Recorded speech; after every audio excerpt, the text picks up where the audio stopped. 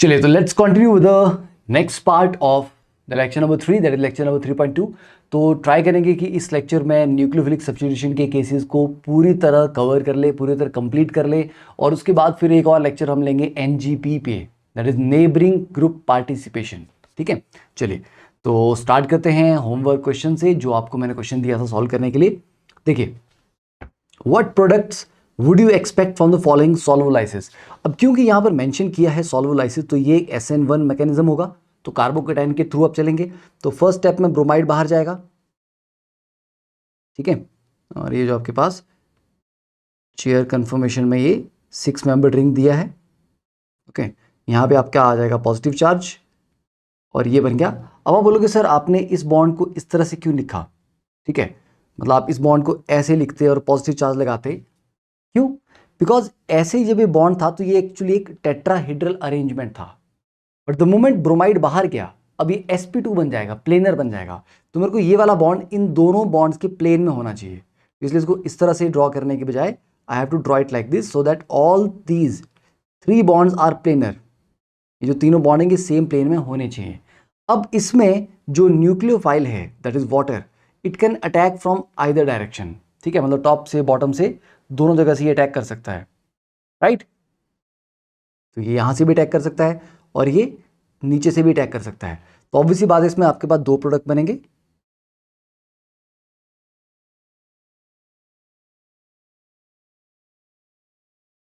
ठीक है। Let's duplicate this. एक आपके पास, तो एक बार आपका रिटेंशन हो जाएगा, तो जहां पर आपका ब्रोमीन लगा था एग्जैक्टली उसी पोजीशन पे OH भी आ जाएगा, और दूसरी बात इन्वर्जन हो जाएगा, OH यहाँ पे आ गया, मिथाइल ऊपर चला गया, ठीक है। तो ये आपका प्रोडक्ट बना है रिटेंशन से, और ये आपका प्रोडक्ट बना है इन्वर्जन से। और अगर आप पूछें कि सर इन्वर्जन ज़्यादा होगा कि रिटेंशन ज़्यादा होगा, तो ऑब्वियसली बात है इन्वर्जन कंपैरेटिवली ज़्यादा होगा, राइट, ठीक है। बहुत ज़्यादा तो नहीं, थोड़ा सा, क्योंकि न्यूक्लियोफाइल वीक ही है। और ओ 1 सेकेंड, सॉरी, हमने यहाँ पर एक पोपट कर दिया। पोपट क्या किया हमने, water is not the nucleophile here, यहाँ पर न्यूक्लियोफाइल जो दिया गया दैट इज CH3OH, यस, ठीक है। तो मैंने ध्यान नहीं दिया कि सॉल्वोलाइसिस में जो सॉल्वेंट है दैट इज मिथेनॉल, तो OH की जगह यहां पे आ जाएगा आपके पास OCH3, simple. Next, draw the product of each SN1 reaction and indicate the stereochemistry of any stereogenic centre. अगर स्टीरियोजेनिक सेंटर हो, कायरल सेंटर हो, तभी उसकी स्टीरियोकेमिस्ट्री के बारे में बात करना है, अदरवाइज नहीं करना है। देखिए, तो पहले वाले में पहला वाला आपको हाइड्रोलिसिस है, तो हाइड्रोलाइसिस में आपके पास ऑब्वियसली बात है 2 प्रोडक्ट बन जाएंगे, ठीक है। तो एक बार तो हम रिटेंशन कर लेते हैं, मतलब OH को डुप्लीकेट कर लिया जाए, तो एक बार आपका यहां पे OH लग जाएगा और अगली बार आपका यहां पे OH लग जाएगा, सिंपल, ठीक है। तो पहले वाले से तो ये आ गया, ये आपका रिटेंशन वाला प्रोडक्ट हो गया first, and second is your inversion product, ठीक है, यहां तक हो गया। सेकंड पार्ट देखो, सेकंड वाले में अब अगेन इस वाले पार्ट को तो कुछ नहीं होगा, क्लोरीन की जगह एक बार क्या लग जाएगा आपका OCOCH3, क्योंकि आप एसीटेट का अटैक करवा रहे हो, ठीक है। तो यहां पर आपका जो प्रोडक्ट आएगा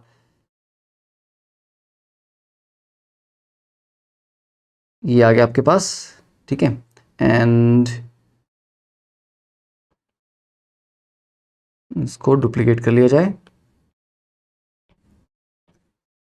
तो अगर यहां पे आपका OCOCH3 लग जाएगा, और अगर यहां पर ऊपर आपका OCOCH3 लग जाएगा, ठीक है, क्योंकि CH3CO नेगेटिव जो आप अटैक करवाते हो, इसको हाईलाइटर से बनाते हैं, तो CH3COO नेगेटिव में ये अटैक करता है, तो OCOCH3, ठीक है। तो ये आपके पास 2 प्रोडक्ट बन गए अगेन। और यहां पर बोल रहा है कि indicate the stereochemistry of any, ठीक है। अब जैसे ये वाला सेंटर है, is it a chiral centre? नहीं, क्योंकि इसमें प्लेनोसिमेट्री आ जाएगा, ठीक है। ये वाला है, क्या ये कायरल सेंटर है? हाँ, ये वाला है, क्योंकि 4 डिफरेंट ग्रुप से बॉन्डेड है, तो स्टीरियोकेमिस्ट्री तो हमने सभी में इंडिकेट कर रखी है, चारों में कर रखी है, ठीक है। Next, arrange the following compound in order of decreasing rate of hydrolysis. देखिए बेटा, SN1 रिएक्शन उतना ही फास्ट होगा जितना आपका कार्बोकेटाइन ज्यादा स्टेबल होता है। तो आपको देखना है कि सबसे स्टेबल कार्बोकेटाइन इनमें से कौन सा है। तो अगर आप फर्स्ट में देखेंगे तो ब्रोमाइड को बाहर निकालूंगा मैं, तो this will be the carbocation, यहाँ पे निकालूंगा this will be the carbocation, यहाँ पे निकालेंगे this will be the carbocation, यहाँ पे निकालेंगे this will be the carbocation. तो सभी में बेंजाइल कार्बोकेटाइन तो कॉमन है, मतलब बेंजीन के आगे एक CH2 पॉजिटिव, ये वाला कार्बोकेटाइन वाला पार्ट सब में कॉमन है। और ये कार्बोकेटाइन काफी स्टेबल होता है क्योंकि ये बेंजीन रिंग के साथ रेजोनेंस में पार्टिसिपेट करता है, तो ये रेजोनेंस स्टेबलाइज है। ओके, अब एक्स्ट्रा डोनेटिंग ग्रुप, ये कार्बोकेटाइन का मतलब है भूखा नंगा बेचारा, पॉजिटिव चार्ज है उसके ऊपर, तो इलेक्ट्रॉन डोनेटिंग ग्रुप जो है उसको स्टेबलाइज करते हैं। ठीक है, तो आपको ये चीज पहले से पता ही है, तो electron donating group stabilize carbocation. ठीक है, फिर भी मैं आपको इस तरह से रिवाइज करवा रहा हूं सो दैट आपका 11th का अगर नॉलेज है अगर वो वीक है तो वो भी वो रिवाइज हो जाए। तो इलेक्ट्रॉन डोनेटिंग ग्रुप देखिए, CH3 एक डोनेटिंग ग्रुप है, इथाइल भी डोनेटिंग ग्रुप है, नाइट्रो एक विड्रॉइंग ग्रुप है। तो बेटा विड्रॉइंग वाला तो सबसे अनस्टेबल हो जाएगा इन सब में, या लेस स्टेबल हो जाएगा, तो ये सबसे पीछे आएगा, 4 सबसे पीछे आएगा। और ये भी डोनेटिंग है, ये भी डोनेटिंग है। अब देख रहे हैं कि कौन ज़्यादा अच्छा डोनेटिंग है। आपको लगेगा सर इथाइल का इंडक्टिव इफेक्ट मिथाइल से तो बेटर होता है, बट ये जो मिथाइल है ये हाइपर कॉन्जुगेशन के थ्रू भी डोनेट करेगा क्योंकि बेंजीन के साथ जुड़ा हुआ है, तो हाइपर कॉन्जुगेशन करेगा। और इसके पास 3 हाइड्रोजन है तो ये ज़्यादा हाइपर कॉन्जुगेशन कर पाएगा। इथाइल में ये वाला जो कार्बन है इसके बाद 2 हाइड्रोजन है, तो ये कम हाइपर कॉन्जुगेशन कर पाएगा। तो जब आप बेंजीन के साथ अल्काइल ग्रुप अटैच्ड है उसका डोनेटिंग इफेक्ट कंपेयर करते हैं तो इंडक्टिव के साथ साथ हाइपर कॉन्जुगेशन पे भी ध्यान देना है। Hyper conjugation is stronger than inductive, और मिथाइल के केस में हाइपर कॉन्जुगेशन बेटर है क्योंकि उसके पास 3 ऐसी हाइड्रोजन हैं जो हाइपर कॉन्जुगेशन कर सकती हैं। ठीक है, तो सबसे ज़्यादा डोनेटिंग इफेक्ट आएगा सेकेंड में। ठीक है, तो यहां पर आप बोल दीजिए रेट ऑफ हाइड्रोलिसिस, सबसे फास्ट जो आपका SN1 रिएक्शन है वो हो जाएगा 2 में, उसके बाद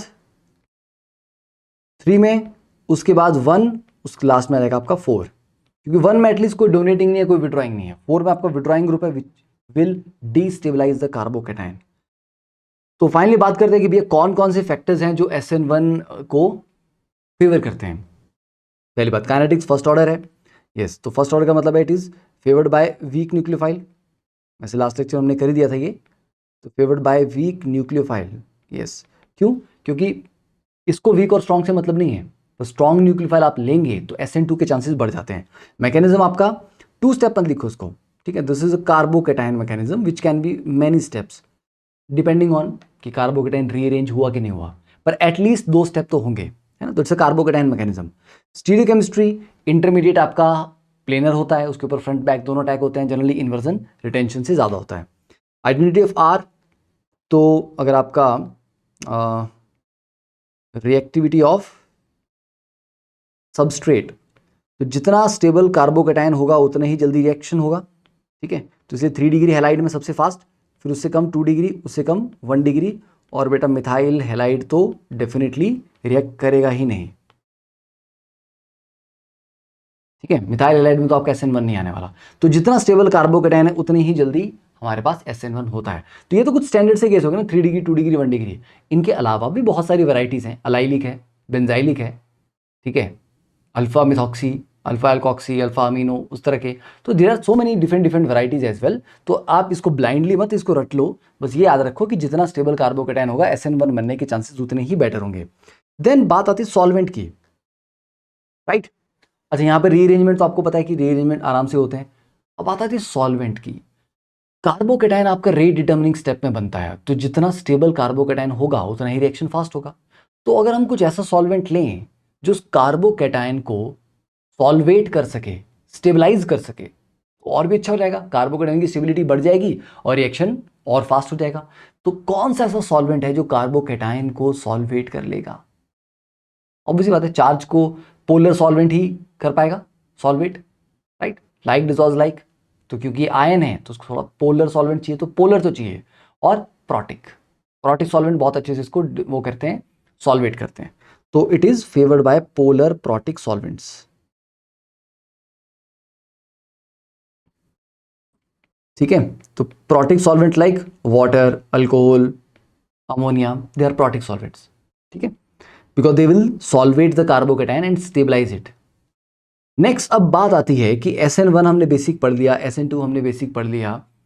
अब जो प्रोडक्ट बनते हैं SN2 में आपने देखा कि एक प्रोडक्ट बनता है इन्वर्जन वाला, SN1 में मल्टीपल प्रोडक्ट्स बन जाते हैं, ठीक है। आप बोलोगे सर 2 ही बन रहे थे, एक रिटेंशन एक इन्वर्जन, पर जब आप कार्बोकेटाइन का रीअरेंजमेंट करोगे ना तो बहुत सारे प्रोडक्ट्स बन जाएंगे, देखेंगे हम आगे क्वेश्चन करेंगे उसके।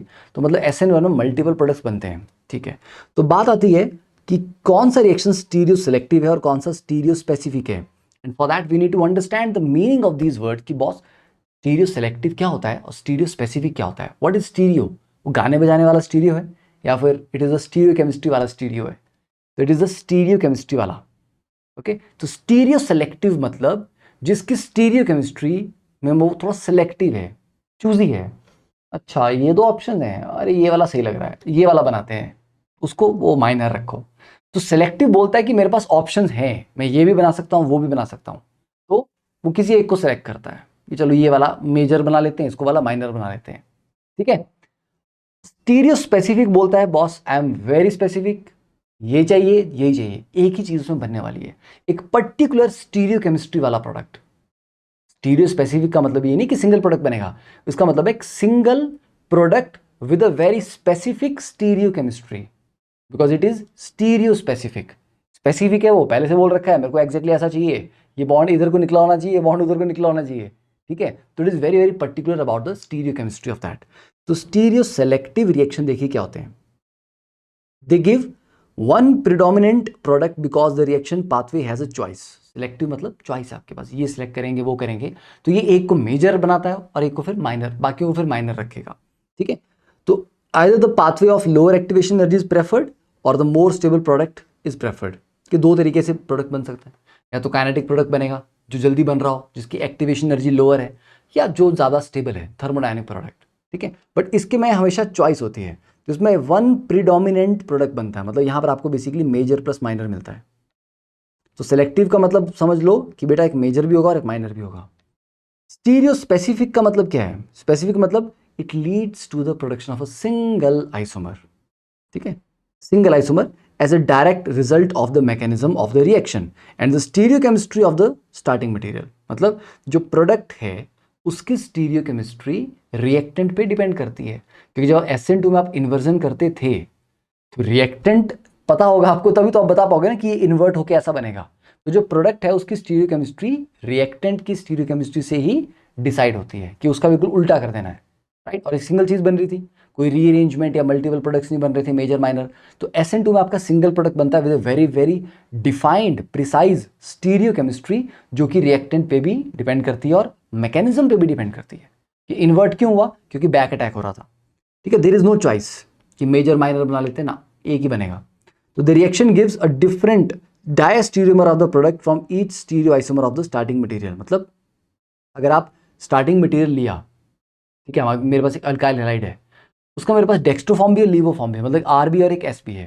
बेटा आर से जो प्रोडक्ट बनेगा ना, क्योंकि आर आपका इन्वर्ट मारेगा, एस वाला भी आपका इन्वर्ट मारेगा, तो ऐसा मत सोचना कि वो जो दो अलग अलग आइसोमर लिए मैंने, स्टीरियो आइसोमर लिए मैंने स्टार्टिंग मटेरियल के, they will give me the same product. जो प्रोडक्ट बनेंगे वो आपस में डायस्टीरियोमर्स होंगे, ठीक है। ओके तो यहाँ पर कोई चॉइस नहीं होती है कि क्या बनाना है, एक ही चीज़ बनती है, वही खानी पड़ेगी।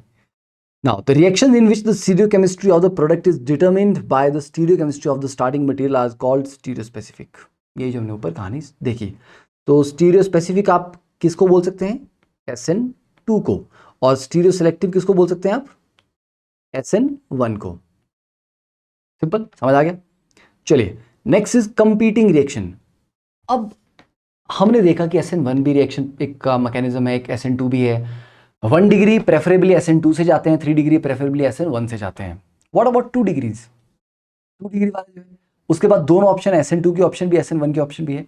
तो क्या ऐसा होता है कि अगर उसने SN1 डिसाइड कर लिया तो वो सिर्फ SN1 मैकेनिज्म से जाएगा, SN2 बिल्कुल भी नहीं करेगा? मतलब ये वाली बस पकड़ ली तो इसी में निकल गया, ऐसा होता है क्या? या SN2 से जाएगा तो SN2 से ही जाएगा, SN1 का प्रोडक्ट बिल्कुल नहीं बनेगा? नहीं, ऐसा नहीं होता। Those are the 2 choices.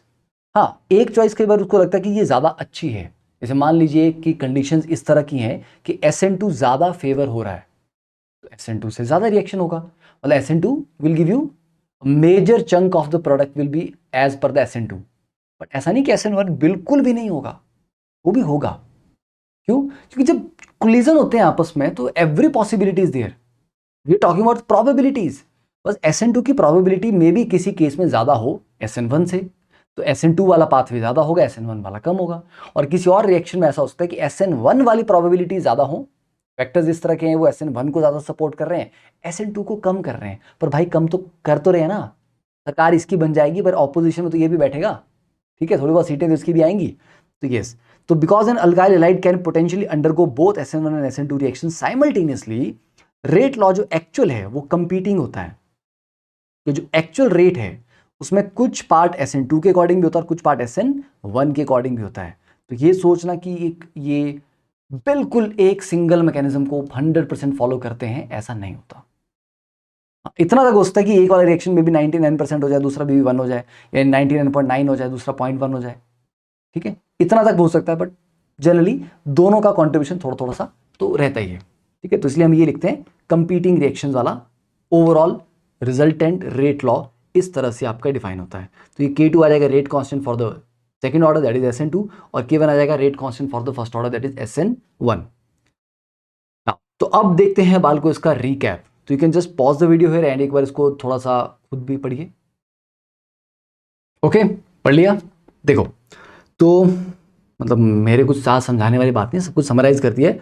SN2 1 step में हो रहा है, SN1 आपका मिनिमम 2 स्टेप में हो रहा है, मोर देन 2 भी होते हैं, ठीक है। ये 1 2 3 और ये 3 2 1, ये रेट इक्वेशन 2 डिग्री है, मतलब सेकंड ऑर्डर है, ये फर्स्ट ऑर्डर है, ठीक है। बैक अटैक हो रहा है, न्यूक्लियोफाइल कैसा है, इसमें स्ट्रॉन्ग चाहिए, SN1 वीक चाहिए, लिविंग ग्रुप दोनों में ही अच्छे चाहिए होते हैं। जाने वाला तो जितनी जल्दी जाए उतना दोनों खुश होंगे, तो लिविंग ग्रुप दोनों में ही अच्छा चाहिए। और SN2 favoured by polar aprotic and SN1 by polar protic, ठीक है। आगे हम थोड़ा सा और डिटेल में बात करेंगे अभी सॉल्वेंट के बारे में। चलिए ये क्वेश्चन देखिए, try to solve it first, अपने आप सॉल्व करिए पहले। Now, which of the following reactions take place more rapidly when the concentration of the nucleophile is increased? Concentration of nucleophile जब आप बढ़ाओगे तो किसको फायदा होगा? SN2 को, ठीक है। तो कौन सा रिएक्शन ज्यादा रैपिडली जाएगा? Okay, let's see. देखिए, पहला वाला आपके पास कितने डिग्री हैलाइड है? 2 डिग्री। एंड न्यूक्लियोफाइल जो आपके पास है that's a strong nucleophile, yes it is. तो 2 डिग्री है, स्ट्रॉन्ग न्यूक्लियोफाइल है, यस SN2 होना है, ये तो कंफर्म है, ठीक है। तो यस, अगर न्यूक्लियोफाइल की कंसंट्रेशन में बढ़ाऊंगा तो ये फास्ट होगा ना, हाँ, क्योंकि SN2 था तो फास्ट हो जाएगा। तो कैसे मैंने डिसाइड किया कि 2 डिग्री है तो SN1 SN2 दोनों दे सकता है, बट क्योंकि न्यूक्लियोफाइल मेरे पास स्ट्रॉन्ग है, नेगेटिवली चार्ज है, हाँ, अगर इसकी जगह पर ये CH3OH रहा होता, न्यूट्रल रहा होता, तो मैं बोल देता ये SN1 है, ठीक है। तो instead if we used CH3OH तो फिर हम SN1 बोलते हैं, क्योंकि 2 डिग्री दोनों में से किसी भी एक तरफ जा सकता है। सेकेंड ऑप्शन देख लीजिए, ये आपका 1 डिग्री है बेटा, 1 डिग्री और S negative, soft nucleophile, perfect nucleophile, ठीक है। तो it's a very good, again it's a strong nucleophile, very good nucleophile. और ऊपर से 1 डिग्री है, 1 डिग्री तो SN1 नहीं करने वाला, तो ऑब्वियसली बात है ये भी आपका SN2 से ही गया। तो यहां पर भी न्यूक्लियोफाइल की कंसंट्रेशन बढ़ाऊंगा, रिएक्शन फास्ट ही होगा। अगला वाला आपके पास बेटा 3 डिग्री है और CH3CO negative is a moderate nucleophile, बहुत स्ट्रॉन्ग तो नहीं बोलूंगा मैं, मॉडरेट है। क्यों? क्योंकि नेगेटिव चार्ज आपका डिलोकलाइज है, एक जगह अवेलेबल नहीं है, ऊपर थोड़ा हार्ड न्यूक्लियोफाइल भी है क्योंकि ऑक्सीजन के ऊपर नेगेटिव चार्ज है। 3 डिग्री में SN2 नहीं होता, तो ऑब्वियसली बात है इसको फिर SN1 से ही जाना पड़ेगा, और SN1 से जाएगा तो नहीं, ये न्यूक्लियोफाइल की कंसंट्रेशन बढ़ाने से इसको कोई फर्क नहीं पड़ेगा, क्योंकि ये फर्स्ट ऑर्डर है, न्यूक्लियोफाइल पे डिपेंड नहीं कर रहा। Next, what is the likely mechanism of the nucleophilic substitution for each alkyl halide? कि SN1 SN2 में से कौन सा ये फॉलो करेंगे? चलिए आप भी सॉल्व करिए। पहला वाला आपका 2 डिग्री है और उन्होंने मेंशन ही नहीं किया है कि न्यूक्लियोफाइल क्या है, तो मतलब हम डिग्री के अकॉर्डिंग आंसर देंगे। 2 डिग्री है तो बेटा ये SN1 देगा प्रेफरेबली, क्यों? क्योंकि है तो 2 डिग्री, आप बोलोगे सर दोनों दे सकता है, तो इसके बगल में देखो एक बल्कि टर्ट ब्यूटाइल ग्रुप लगा हुआ है, हिंड्रेंस है ना। 2 डिग्री आप ऐसा भी तो बना सकते थे, सिंपल सा 2 डिग्री, ऐसा नहीं बनाया आपने इस पे बगल में और बड़े ग्रुप लगा दिए। तो 2 डिग्री हो तो भी देखना है अगल बगल में हिंड्रेंस है कि नहीं है, तो दिस इज कॉजिंग हिंड्रेंस, ठीक है, स्टेरिक रीजंस। ओके, तो ये SN1 ज्यादा फेवरेबल है। ये आपका 1 डिग्री है तो 1 डिग्री तो बेटा डेफिनेटली SN2। अगला वाला आपका 2 डिग्री है तो 2 डिग्री में अब ये SN1 भी देगा और SN2 भी देगा, अब आगे की चीज़ें आपको देखनी पड़ेंगी कि न्यूक्लियोफाइल कौन सा है, सॉल्वेंट कौन सा है, उस तरह का। लास्ट वाला आपका 3 डिग्री है तो डेफिनेटली SN1 दे रहा है, ठीक है। हाँ ठीक है, अब पहले वाले में आप बोलते सर SN1 के साथ थोड़ा सा SN2 कर लेते हैं, ओके SN2 कर लेते हैं, but this will B only minor, ठीक है। उन्होंने लाइकली मैकेनिज्म बोला ना, तो अगर हम मेजर की बात करेंगे तो SN1 से ही जाएगा पहला वाला। Next question, for each alkyl halide and nucleophile draw the product of nucleophilic substitution, ठीक है। डिटरमिन द लाइकली मैकेनिज्म क्या है, तो मैकेनिज्म भी बताओ और प्रोडक्ट भी बनाओ। चलिए सॉल्व दिस क्वेश्चन, पहले आप सॉल्व करिए। तो देखो पहला वाले में क्या बच्चे, CH3OH, it's a weak nucleophile क्योंकि न्यूट्रल है। एक तो ये वीक न्यूक्लियोफाइल हुआ और दूसरा ये 3 डिग्री हैलाइड हुआ, तो ऑब्वियसली बात है ये SN1 से करेगा, ठीक है। तो SN1 से करेगा तो ए वाले में आपके प्रोडक्ट क्या बन जाएगा, OCH3। अब मैं यहाँ पे रिटेंशन इन्वर्जन नहीं दिखा रहा क्योंकि रिएक्टेंट का भी मेरे को स्टीरियोकेमिस्ट्री नहीं शो किया गया था। और सेकंड ऑप्शन देख लीजिए, 2 डिग्री है, आयोडाइड एक अच्छा लिविंग ग्रुप है और न्यूक्लियोफाइल मेरे पास स्ट्रॉन्ग है, नेगेटिव चार्ज है, it is a strong nucleophile और 2 डिग्री हैलाइड है, तो यस ये SN2 कर लेगा, ठीक है। तो बी ऑप्शन में आपके पास जो प्रोडक्ट बनेगा दैट इज आयोडाइड निकाल के OCH2CH3, ईथर बन गया, ठीक है। तो देखो इस तरह से आप ईथर बना सकते हो, RO नेगेटिव का अटैक RX के ऊपर करोगे तो ईथर बन जाएंगे, तो ये ईथर की प्रेपरेशन भी हो गई साथ के साथ। देन सी ऑप्शन देखिए, that was the C option, ठीक है। तो बी ऑप्शन देखो, बी में it is a 1 degree halide, yes 1 degree SH negative is too good, right. तो इट्स अ ग्रेट न्यूक्लियोफाइल, ठीक है, yes it's a strong nucleophile, तो डेफिनेटली SN2 करेगा और SN2 से दिस विल, कोई रीअरेंजमेंट वगैरह कुछ भी नहीं है, डायरेक्टली BR हटाओ SH लगाओ, डन। और फिर डी देख लेते हैं, अगेन इट्स अ 2 डिग्री और CH3OH is a weak nucleophile क्योंकि न्यूट्रल है, तो ये SN1 देगा।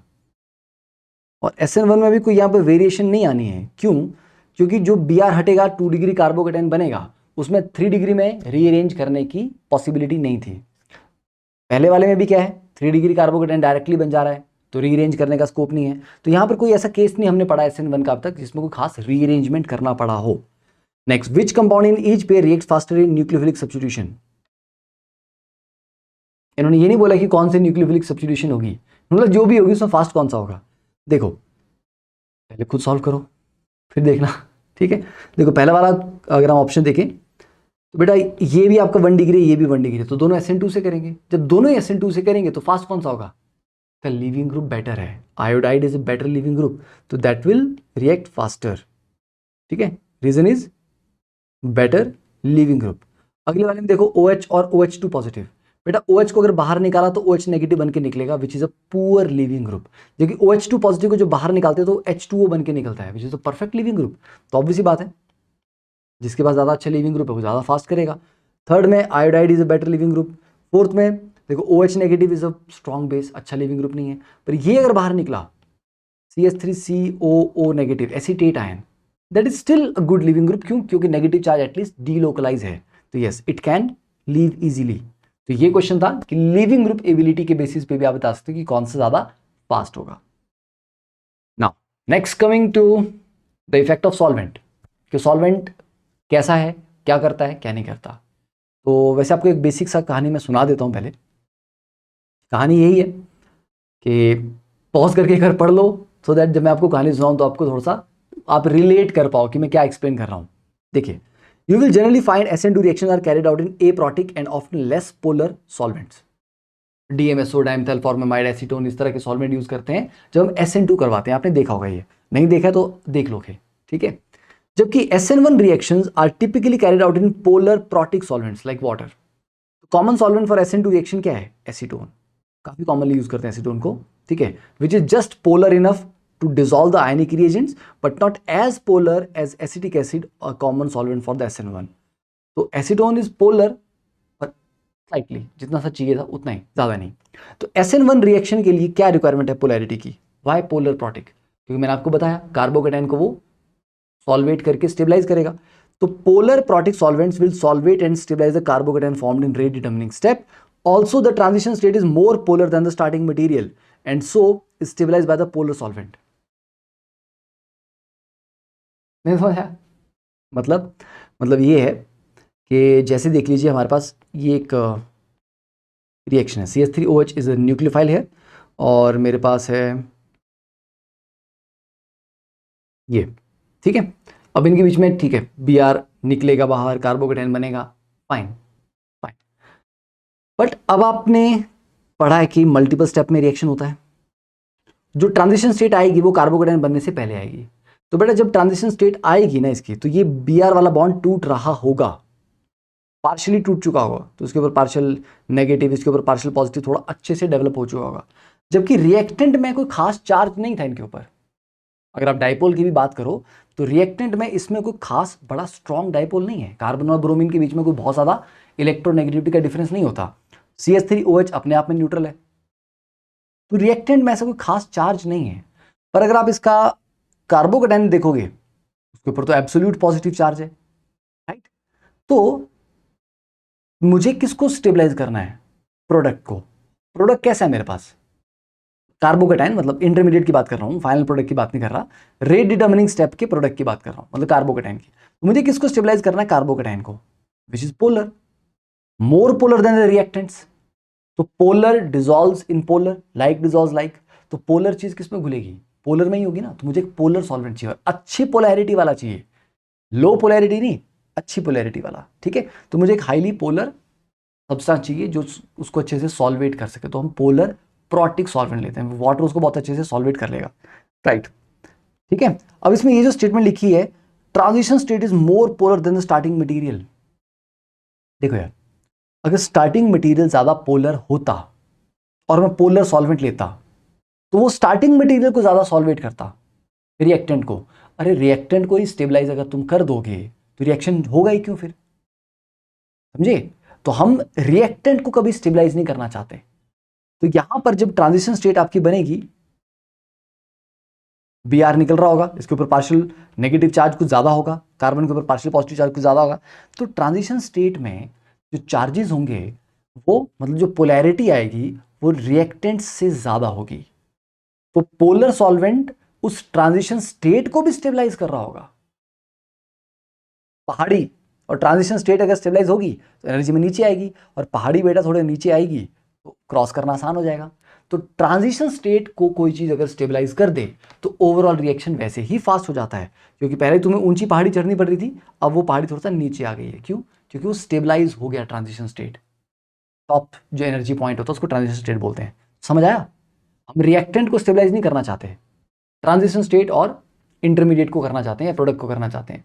तो क्योंकि ट्रांजिशन स्टेट भी ज्यादा पोलर थी, इंटरमीडिएट भी ज्यादा पोलर है, तो प्रोटिक सॉल्वेंट लेने से सारे काम हो जाएंगे, ठीक है। तो दिस इज द रीजन कि क्यों SN1 में प्रोटिक सॉल्वेंट लेते हैं। नाउ अब SN2 रिएक्शन की बात करते हैं। तो SN2 में एक स्ट्रॉन्ग न्यूक्लियोफाइल चाहिए होता है, जो कि मोस्टली एनायन होता है। तो most common SN2 reactions are use anion as the nucleophile, OH negative, Cl negative, Br negative, CH3CO negative, Cn negative, ठीक है। एनायन होगा मोस्टली, यस। तो बच्चे एनायन अगर है, इसके ऊपर तो एब्सोल्यूट चार्ज है, और जो ट्रांजिशन स्टेट होती है आपकी SN2 की, उसमें तो पार्शियल पार्शियल नेगेटिव चार्ज होते हैं, क्योंकि जो लिविंग ग्रुप बाहर जा रहा है उसके ऊपर पार्शियल नेगेटिव चार्ज है, और जो न्यूक्लियोफाइल था नेगेटिवली चार्ज, उसने अपना नेगेटिव चार्ज थोड़ा सा शेयर कर दिया है, तो उसके पास एब्सोल्यूट नेगेटिव नहीं बचा है, उसके ऊपर पार्शियल नेगेटिव बचा हुआ है, ठीक है। तो ट्रांजिशन स्टेट में उतनी स्ट्रॉन्ग पोलैरिटी नहीं है, क्योंकि एब्सोल्यूट चार्जेस नहीं है, पार्शियल चार्जेस हैं, जबकि रिएक्टेंट में एब्सोल्यूट चार्ज है। तो रिएक्टेंट इज मोर पोलर। तो अगर मैं एक पोलर सॉल्वेंट ले लूंगा अच्छी हाई पोलैरिटी वाला, तो वो तो रिएक्टेंट को क्या कर लेगा? सॉल्वेट कर लेगा। रिएक्टेंट ही मेरा स्टेबल हो जाएगा तो मेरा रिएक्शन ही क्यों होगा फिर? I do not want a solvent of high polarity, पहली बात, ठीक है, because transition state less polar है एनायन से, न्यूक्लियोफिलिक एनायन से। सेकेंड, एप्रोटिक क्यों चाहिए होता है? एप्रोटिक सॉल्वेंट ऐसे होते हैं जो एनायन को सॉल्वेट नहीं कर पाते, और मैं वही तो चाहता हूं। जो मेरा एनायन है ये मेरा न्यूक्लियोफाइल है, अगर इसको सॉल्वेंट घेर के बैठ जाएगा तो ये बेचारा अटैक करने कैसे जाएगा? मैं नहीं चाहता कि मेरा जो न्यूक्लियोफाइल है इट शुड बी सॉल्वेटेड। तो प्रोटिक सॉल्वेंट लेने का तो सवाल ही नहीं था, क्योंकि प्रोटिक सॉल्वेंट एनायन को सॉल्वेट कर लेते हैं। तो ए प्रोटिक ही चाहिए था। और कितना पोलर? स्लाइटली पोलर, ज्यादा नहीं, स्लाइटली। क्योंकि थोड़ी सी पोलैरिटी तो है ना यहाँ पे, तो थोड़ा सा पोलर तो चाहिए ताकि वो इंटरेक्ट कर पाए ट्रांजिशन स्टेट के साथ। थोड़ा सा पोलर चाहिए, पर ज्यादा पोलर नहीं चाहिए। तो this is the reason why we need polar aprotic solvents.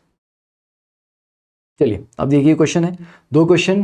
I am just pausing the video, I just थोड़ा सा, चलो पॉज भी क्या करना है, करो तुम लोग, सॉल्व करो दोनों क्वेश्चंस को।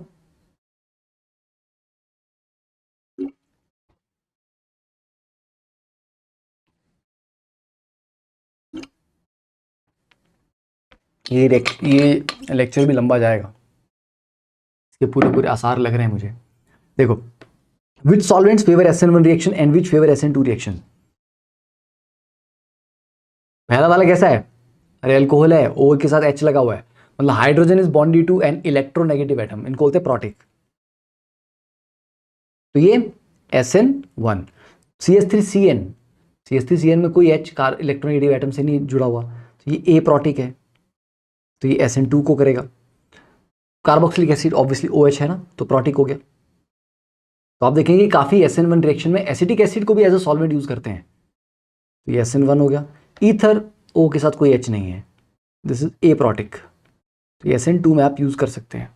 Okay, next is for each reaction use the identity of the alkyl halide and nucleophile to determine which substitution mechanism occurs, कि SN1 SN2 कौन सा होगा। देखो, then determine which solvent affords the faster reaction. ठीक है, देखो यार, पहला वाला अगर आप देखें इट्स अ 3 डिग्री और वीक न्यूक्लियोफाइल है। 3 डिग्री और वीक न्यूक्लियोफाइल, ऑब्वियस सी बात है ये कहानी जाएगी SN1 में, और अगर SN1 में जाएगी तो हम प्रोटिक सॉल्वेंट प्रेफर करेंगे, DMSO की जगह वी विल प्रेफर CH3OH, क्योंकि SN1 को प्रोटिक सॉल्वेंट बेटर लगता है। सेकंड आपका 1 डिग्री हैलाइड है और एक स्ट्रॉन्ग न्यूक्लियोफाइल है। स्ट्रॉन्ग न्यूक्लियोफाइल तो मतलब ये SN2 से जा रहा है। SN2 में हम क्या प्रेफर करेंगे, dimethyl formamide, because that is a protic solvent. Third वाला 2 डिग्री है, कुछ भी कर सकता है, पर क्योंकि मेरे पास स्ट्रॉन्ग न्यूक्लियोफाइल है तो इसलिए SN2 के चांस बढ़ गए, तो CH3OH इज अ प्रोटिक, तो HMPA। ठीक है, this will be taken as aprotic solvent आपको लेंगे।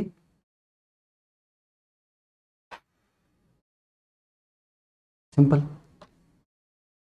चलो, तो SN1 SN2 तक तो हमने निपटा ली कहानी। अब नेक्स्ट बात करते हैं SNI की, इंट्रामोलिकुलर न्यूक्लियोफिलिक सब्स्टिट्यूशन। इंट्रा मतलब उसी मॉलिक्यूल के अंदर अंदर ही हो जा रहा है सारा सारा काम, बाहर से नहीं आ रहा है न्यूक्लियोफाइल, न्यूक्लियोफाइल मॉलिक्यूल के अंदर ही प्रेजेंट है। ठीक है, तो ये SNI है, काफी इंटरेस्टिंग है। आप अल्कोहल में इसके बारे में काफी पढ़ेंगे, तो वो रिएक्शन अभी हम कवर कर लेंगे, फिर अल्कोहल में मत बोलना दोबारा से, फिर उसको फिर से पढ़ाओ। ठीक है, देखो, तो SNI is internal nucleophilic substitution या इंट्रामोलिकुलर आप बोलते हो, within the same molecule हो जाता है।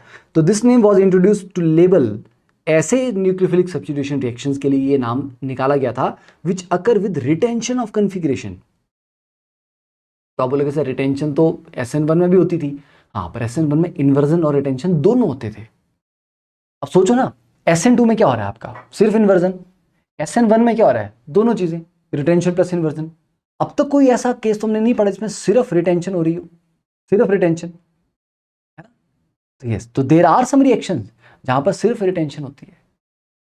ठीक है, देयर आर केसेस, उसमें से ये एक केस है SNI। आप बोलोगे सर SNI के अलावा और कोई केस होता है, हाँ, सोचो 2 बार SN2 हो रहा हो, SN2 में इन्वर्जन होता है, हाँ, एक बार पलटा, फिर एक बार फिर से पलटा, इसको एक बार पलट दिया, फिर से पलट दिया, तो ये सेम नहीं आ गया। तो अगर डबल इन्वर्जन हो जाए तब भी रिटेंशन मिलती है प्रोडक्ट में।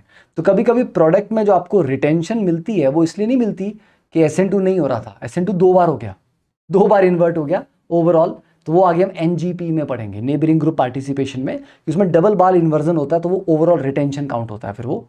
ठीक है, तो देखिए SNI में क्या है, this reaction your name was introduced for such reaction, such nucleophilic substitution reaction जिनमें रिटेंशन हो रही है कन्फिग्रेशन की।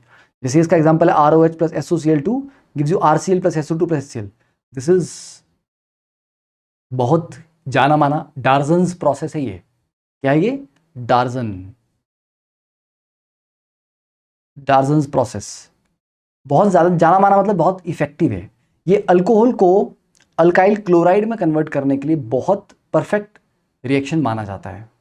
क्यों, एक तो इससे अल्कोहल का RCl बन रहा है, और जो बाई प्रोडक्ट्स हैं वो गैसेस हैं, SO2 और HCl गैसेस हैं, ये उड़ जाएंगी, तो आपको मिक्सचर में से RCl को सेपरेट करने के लिए अलग से एफर्ट नहीं लगाना पड़ेगा, बाकी के जो 2 बाई प्रोडक्ट्स हैं वो वैसे ही उड़ जाएंगे, वैसे गैसेस हैं। तो ये इसका बेनिफिट है, समझे?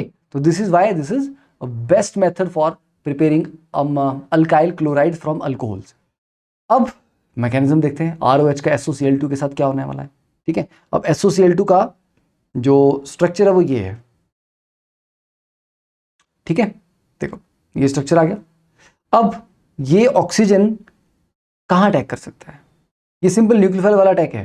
तो एक काम करो, you just right it down और सोचो कि बच्चों इनमें से कौन न्यूक्लियोफाइल अटैक करेगा और कहाँ पर करेगा। अब चलो मैं आपको बोल दे कि अल्कोहल में न्यूक्लियोफाइल प्रेजेंट है, तो कहाँ इसको अटैक करना चाहिए इसके बारे में थोड़ा सा सोचो पहले, बिकॉज मैं डायरेक्टली पूरी कहानी सुना दूंगा तो फिर को मजा नहीं आएगा।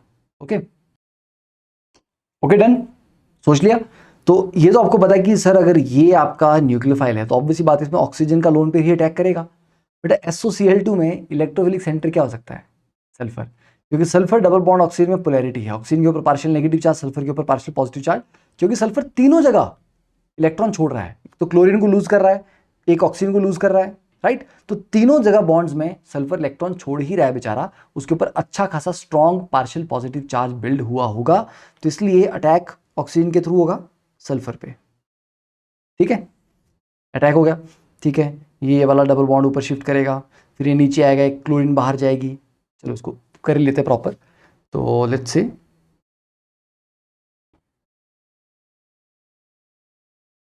pH आ गया, HOH, ऑक्सीजन के ऊपर पॉजिटिव चार्ज आएगा क्योंकि एक लोन पेयर उसने यूज कर लिया बॉन्ड बनाने के लिए। ठीक है, ये आ गया केस हमारे पास। यस, अब नेक्स्ट क्या होगा? ऑक्सीजन के ऊपर पॉजिटिव चार्ज बड़ा अच्छा नहीं लगता, तो ये नेगेटिव चार्ज नीचे जंप करेगा और क्लोराइड को बाहर निकालेगा, because chloride is a good leaving group, निकल सकता है, आसानी से निकल सकता है। तो यहां पर वापस से डबल बॉन्ड लग गया। तो तुम बोलोगे सर ऐसे भी कर सकते हैं ना, O को यहाँ अटैक करा है, सीधा इसको बाहर निकाल देते हैं, पर एक्चुअली पहले ये होता है, ये पहले डबल बॉन्ड ऊपर शिफ्ट करेगा, फिर ये वापस नीचे आएगा, Cl बाहर जाएगा, राइट? और उसके बाद फिर ये H पॉजिटिव भी निकल जाएगा, अपना बॉन्ड ऑक्सीजन के पास छोड़ के, ताकि ऑक्सीजन न्यूट्रल हो जाए। तो फाइनली जो आपके पास जो स्ट्रक्चर बचेगा दैट इज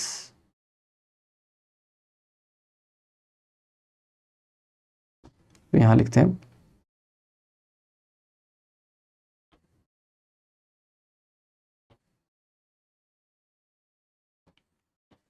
डुप्लीकेट करते हैं, सिंपल।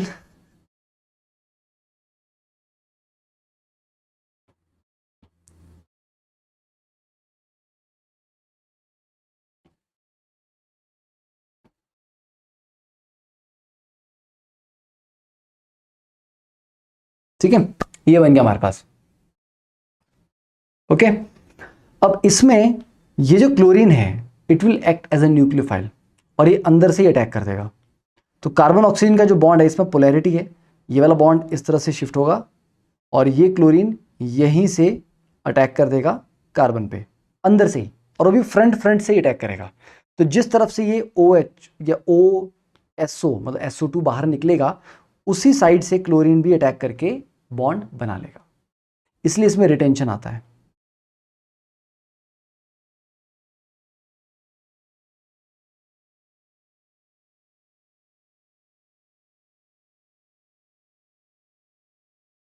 ये आ गया प्लस SO2। ठीक है, HCl पहले निकल गया, क्यों? वो जो Cl निकाला था Cl नेगेटिव, इसने इस H पॉजिटिव को निकाल लिया था। ठीक है, तो HCl पहले निकल चुका था, SO2 अब निकल गया, गैस है तो ये निकल जाएगी, उड़ जाएगी, तो ये बन गया आपका प्रोडक्ट, और ये आपका रिटेंशन हुआ। और इन्वर्जन वाला कुछ नहीं है, ऐसा नहीं कि दो चीज़ें बनी हैं कि थोड़ा रिटेंशन हुआ थोड़ा इन्वर्जन हुआ है, रिटेंशन ही हुआ डायरेक्टली। तो जब आप अकेले SOCl2 के साथ ट्रीट करते हो अल्कोहल को, तो उसमें रिटेंशन वाला मैकेनिज्म होता है और SNI मैकेनिज्म ये चलता है। तो this is actually second order kinetics. Okay, this follows the second order kinetics. This reaction follows second order kinetics, that is rate is equal to K into concentration of ROH into concentration of SOCl2, दोनों के ऊपर depend करता है, दोनों के respect में first order है ये। तो बस ये एक चीज याद रखना, SNI ये है, ROH plus SOCl2 gives you RCl plus SO2 plus HCl Darzens process best method to prepare alkyl chloride from alcohol, क्योंकि बाकी के जो 2 बाई प्रोडक्ट्स हैं दे आर गैसेस। अब इसमें एक और वेरिएशन आती है कि अगर आप SOCl2 के साथ पिरिडीन यूज कर लेते हैं तो ये SN2 बन जाता है और ये रिटेंशन की जगह इन्वर्जन देता है। दिस इज इंटरेस्टिंग, ठीक है। यस, अब देखते हैं ये इंटरेस्टिंग क्यों है। सर पीछे तो आपने SOCl2 के साथ रिटेंशन करा था, अब सिर्फ पिरिडीन डालने से आप बोल रहे हैं इन्वर्जन हो जा रहा है और ये SN2 रिएक्शन पाथवे फॉलो कर रहा है। देखो, जो आपका यहाँ पर HCl प्रोड्यूस हुआ था ना, ये Cl नेगेटिव निकला, इसने H पॉजिटिव निकाला, तो ओवरऑल HCl निकल गया बाहर। हाँ, HCl इज एसिड, यस, पर HCl एक कोवेलेंट कंपाउंड है कि आयनिक कंपाउंड है? कोवेलेंट कंपाउंड है। हाँ, पोलैरिटी है, H और Cl के बीच में पोलैरिटी है। आप ऐसा बोल दोगे कि H के ऊपर पार्शियल पॉजिटिव चार्ज है, Cl के ऊपर पार्शियल नेगेटिव चार्ज है, दैट इज फाइन। बट क्या ये ऐसे ही टूटा हुआ रहता है H पॉजिटिव और Cl नेगेटिव में, या आयनिक कंपाउंड है क्या ये कि ये एक्चुअली H पॉजिटिव और Cl नेगेटिव आयन से मिलकर बना हुआ है? नो, ये H और Cl के ओवरलैप से बना है, कोवेलेंट कंपाउंड है, आयनिक नहीं है। पोलैरिटी है, पोलर कोवेलेंट है, आयनिक नहीं है, ठीक है। तो मतलब ये सीधा ही आयनाइज हो जाएगा आपने आयंस में, ऐसा नहीं होगा, ठीक है।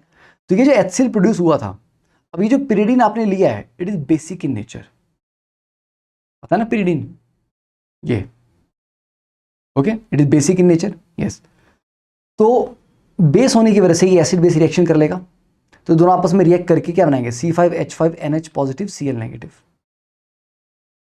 पिरिडीनियम हाइड्रोक्लोराइड, ठीक है। एसिड बेस रिएक्शन हो गया, सॉल्ट बन गया। सॉल्ट आसानी से आयनाइज हो जाता है, तो ये कैटायन भी है इसमें और ये एनायन भी है। अब ये प्रॉपर एनायन है, HCl में प्रॉपर Cl नेगेटिव नहीं था, यहां पर Cl नेगेटिव है, तो ये Cl नेगेटिव जनरेट कर रहा है और वो एक इफेक्टिव न्यूक्लियोफाइल है। अब हम बोलेंगे कि सर ये जो OSOCl है, ये वाले Cl ने पहले फ्रंट अटैक किया था, अब ये नहीं करेगा, क्यों? क्योंकि ये जो Cl नेगेटिव जनरेट हुआ है सॉल्ट बना के, that is a stronger nucleophile और वो नेगेटिवली चार्ज है। ये Cl ऑलरेडी बॉन्ड में है, इसके ऊपर कोई चार्ज नहीं है नेगेटिव, तो इससे बेटर न्यूक्लियोफाइल ये पहले वाला Cl नेगेटिव है, जो बैक अटैक कर देगा इन द मीन टाइम, कि जब तक तुम बोलोगे सर ये अटैक करे, तब तक ये भाई साहब बैक अटैक कर देंगे, क्योंकि वो स्ट्रॉन्गर न्यूक्लियोफाइल है। तो ये बैक अटैक करेगा, ऑब्वियसली ये वाला बॉन्ड टूट के से बाहर निकलेगा, SO2 अलग हो जाएगा और Cl नेगेटिव अलग हो जाएगा, प्रोडक्ट वही बनेगा आपका, बट विद अ इन्वर्जन। तो ये SN2 मैकेनिज्म होता है, क्योंकि बैक अटैक हो रहा है। तो ये बड़ी अच्छी प्यारी कहानी कि जब अकेला HCl था तब आपका रिटेंशन हुआ, क्योंकि कोई स्ट्रॉन्ग न्यूक्लियोफाइल नहीं था बाहर। अब यहाँ पर स्ट्रॉन्ग न्यूक्लियोफाइल Cl नेगेटिव बाहर अवेलेबल है, तो वो अटैक कर देगा rather than this internal attack. तो इसको SNI मत बोलना, SOCl2 प्लस पिरिडीन वाला SNI नहीं होता है, अकेला SOCl2 वाला ही SNI होता है, ठीक है, क्लियर है ये। अब इसका एक एग्जांपल देख सकते हो आप, ये जैसे मैलिक एसिड है, ठीक है, यहाँ पे OH इन्होंने हाईलाइट भी कर रखा था कि आपको आइडिया लगे कहाँ रिएक्शन करवा रहे हैं। तो अकेला SOCl2 से ट्रीट किया तो बेटा OH उसी जगह पे Cl लग गया with retention SNI, but SOCl2 plus pyridine से किया तो Cl ऑपोजिट साइड लगा, इन्वर्जन SN2। तो ये आपके पास जीता जागता, जागता तो नहीं है, सोता हुआ, ठीक है, तो जीता सोता हुआ उदाहरण है, ठीक है। तो ये हो गया। चलिए, तो अब नेक्स्ट बात करते हैं कि SNI और SN1 में फंडामेंटल डिफरेंस क्या है। तो difference between SNI and SN1 is actually that the ion pair is not completely dissociated and therefore no real carbocation is formed. मतलब ion pair is not completely dissociated. SNI में जो आपका ion pair बनना होता है ना, कि ये टूटेगा, ठीक है। अब बेसिकली ये वाला अटैक ना एकदम साथ नहीं होता, पहले ये वाला टूटता है, ठीक है, ये वाला टूटा but they are still very close. तो इट इज नॉट लाइक कि ये कार्बोकैटायन बन चुका है और फ्रंट और बैक दोनों अटैक हो सकते थे, नहीं, बस जैसे ये टूटा साथ साथ ही इसने अटैक कर दिया, तो प्रॉपर एक आयन पेयर बने और वो आयन अलग हो और ये कार्बोकैटायन वाली आइडेंटिटी में आए, उससे पहले अटैक हो चुका था, ठीक है। अगर कार्बोकैटायन बन जाता ना ये, तो ये फ्रंट बैक दोनों अटैक करता, तो फिर ये इन्वर्जन और रिटेंशन दोनों होता है, रेसिमाइजेशन होती, पर SNI में उससे पहले अटैक हो जाता है। तो ये डिफरेंस है कि SNI में there is no time for carbocation formation, ठीक है, ion pair is not completely dissociated and there is no carbocation formed, ठीक है। अब चलो ये वाला एक बार इसको ध्यान से पॉज करके कर पढ़ो, ये बहुत प्यारा सेट ऑफ रिएक्शंस है, ये बता रहा आपको कि ओवरऑल क्या क्या केसेस हो सकते थे कि ये आपके पास इंटरमीडिएट है, ठीक है, अल्काइल क्लोरोसल्फाइड। तो ये अगर आपने यहाँ पे HCl नॉर्मल आपने SN2 रिएक्शन करवाया, बैक अटैक करेगा ये, तो बैक अटैक अगर इसमें करेगा तो यहाँ पे Cl बन गया इन्वर्जन, नॉर्मल SN2।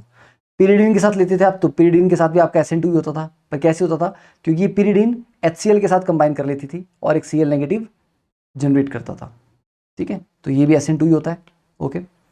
और अगर इसको आपने सिंपल SOCl2 से ही रिएक्ट करवाया था तो इसमें क्या रहेगा,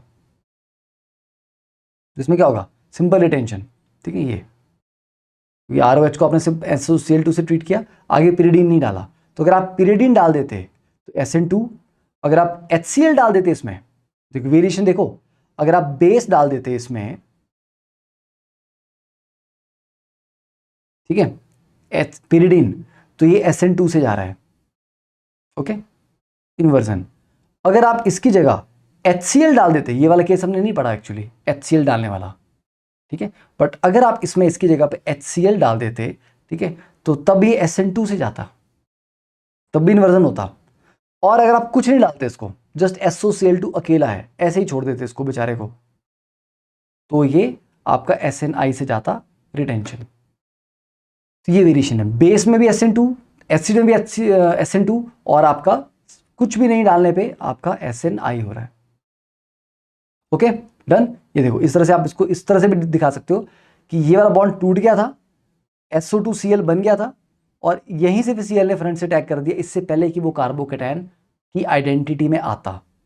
और दूसरा, अगर आप डायोक्सेन, ये जो मॉलिक्यूल है ये डायोक्सेन है, अगर डायोक्सेन एज अ सॉल्वेंट अगर हम लें तो ये भी SN2 करवाता है, ठीक है, पर ये SN2 करवाता है 2 बार, एक बार यहां पे SN2 करवा रहा है, एक बार फिर से करवा रहा है, डबल SN2 से ओवरऑल आपको रिटेंशन मिल रही है, क्योंकि 2 बार इन्वर्जन हो रहा है। तो डायोक्सेन एज अ सॉल्वेंट लेने पे देखो क्या हो रहा है, ये डायोक्सेन एज अ सॉल्वेंट इस पे अटैक कर रहा है और इसको तोड़ रहा है, एक इन्वर्जन हुआ ना, बैक अटैक करा इसने, तो बैक अटैक करके इसने ये वाला प्रोडक्ट बनाया, ठीक है। अब Cl नेगेटिव जो था, अब जो Cl नेगेटिव था फिर से अटैक करेगा, तो डायोक्सेन ने पहले बैक अटैक करके एक इन्वर्जन कर लिया हुआ था, अब Cl नेगेटिव फिर बैक से अटैक करेगा जो एक्चुअली फ्रंट है। अब ये जो Cl नेगेटिव बैक से अटैक कर रहा है, ये डायोक्सेन वाले के लिए तो बैक है, पर ये ओरिजिनल वाले मॉलिक्यूल का तो फ्रंट था, तो इसमें डबल इन्वर्जन हुआ, तो ओवरऑल इसमें रिटेंशन आया। ये केस आपको बोल रहा था मैं कि ऐसा भी होता है कि 2 बार आपके इन्वर्जन हो जा रहा है और ओवरऑल आपका रिटेंशन आ रहा है, और SN2 ही हो रहा है, SN2 ही हो रहा है, पर 2 बार हो रहा है, ठीक है। तो these are the possibilities, draw करके करना पड़ेगा, ऐसे नहीं हवा में नहीं चलेगा काम, ड्रॉ करके ही करोगे तो समझ आएगा। पर बहुत अच्छा यहाँ पर समराइज किया गया है इस डायग्राम में, ठीक है। Now next is SN2 prime. Yes, ये सब्सक्रिप्शन वाला प्राइम नहीं है, ठीक है, वैसे इसको, ठीक है, अच्छा प्यारा रिएक्शन है ये, तो इसको पढ़ते हैं, ठीक है। एक काम करते हैं, 1 मिनट की ब्रेक ली जाए, थोड़ा सा गले को आराम दिया जाए। यस देखिए, तो SN2 प्राइम में क्या होता है, SN2 रिएक्शन ये है, बट थोड़ा सा रीअरेंजमेंट हो रहा है, एक ही स्टेप में हो रहा है, फिर भी यहाँ पर थोड़ा सा रीअरेंजमेंट हो रहा है, ठीक है, it's a beautiful one. And अरे यार मुझे यहाँ पर एक और क्वेश्चन इसके आगे ऐड करना था, जस्ट अ सेकेंड। अच्छा मेरे को याद आ गया, क्योंकि वो रीअरेंजमेंट के लिए अपने को वो क्वेश्चन भी तो देखना पड़ेगा साथ में। देखिए now electrophiles with allylic leaving group, ठीक है, जैसे ये आपके पास है, इसमें अगर आप देखो, ठीक है, यहाँ पे देखो, इसको आपने केसियन से ट्रीट किया, साइनाइड अटैक करेगा एज ए न्यूक्लियोफाइल, ओके, मतलब फाइनली इसके पास OTS as a leaving group है, तो this OTS is our leaving group. और लिविंग ग्रुप कहाँ लगा हुआ है, डबल बॉन्ड से अगली पोजीशन पे, अलाइलिक पोजीशन पे।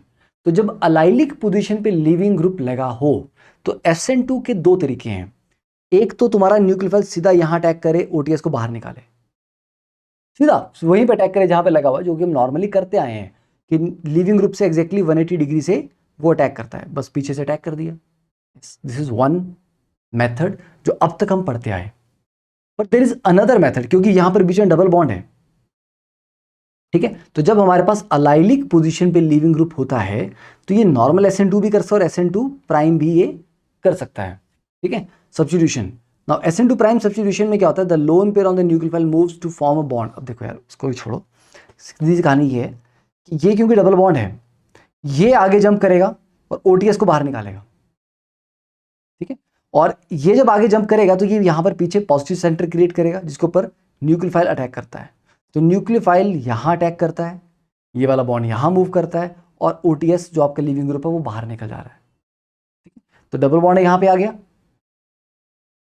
और न्यूक्लियोफाइल कहां लगा, यहां पे, डिफरेंट पोजीशन पे हुआ। ये सिंगल स्टेप में, इसमें कोई आपका कार्बोकेटाइन कार्बन आयन इंटरमीडिएट बना नहीं है, रीअरेंजमेंट हुआ है पर उसी एक ही स्टेप में हो चुका है, कंसर्टेड ही था मैकेनिज्म, सिंगल स्टेप मैकेनिज्म ही था। बट ये दो तरीके से रिएक्ट यहां पे कर पाएगा, एक नॉर्मल SN2 और एक SN2 प्राइम। तो नॉर्मल SN2 में तो ये सीधा लिविंग ग्रुप के बैक साइड अटैक करा, लिविंग ग्रुप को बाहर निकाला, वहां लग गया। और SN2 प्राइम में अलाइलिक पोजीशन पे अटैक कर रहा है ताकि डबल बॉन्ड को धक्का मारेगा आगे और वो डबल बॉन्ड ने आगे धक्का मारा लिविंग ग्रुप को आगे, ठीक है। तो ये दो तरह के मैकेनिज्म हैं। Now this double bond transposition is the key to identifying SN2 prime substitution mechanism.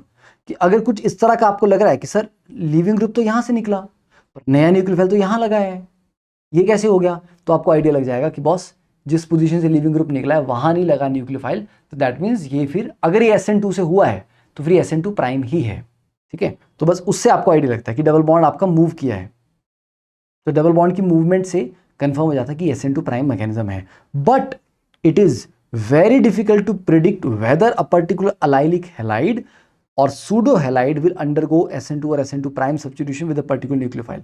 ये पता लगाना मुश्किल है। अगर आपको ऑलरेडी प्रोडक्ट दे रखा है, रिएक्टेंट भी दे रखा है, प्रोडक्ट भी दे रखा है और बोला बताओ कौन सा मैकेनिज्म है, तो आप आइडेंटिफाई तो कर लोगे।